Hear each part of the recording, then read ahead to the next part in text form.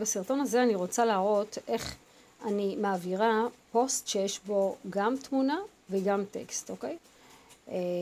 אז הנה, אני לוחצת עכשיו על הפוסט הזה, ובמקום ללחוץ על החץ השמאלי, אוקיי? אני לוחצת על 3 נקודות עם 2 קווים ביניהם, אוקיי? זה השיתוף. לוחצת על השיתוף, ואז אני לוחצת איפה אני רוצה לשתף, לחצתי על הוואטסאפ, ונגיד סתם אני רושמת את הקבוצה שאני רוצה לשתף בה, לוחצת אליה ושולחת, אוקיי? ואז זה מופיע לי בצורה כזאת, רואים את התמונה ולמטה הטקסט.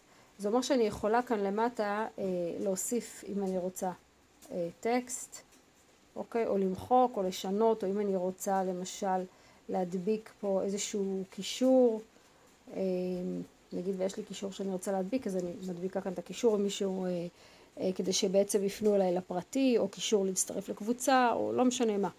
אז וזהו, ואז אני שולחת, וזה הכל, וזה נראה בצורה כזאת.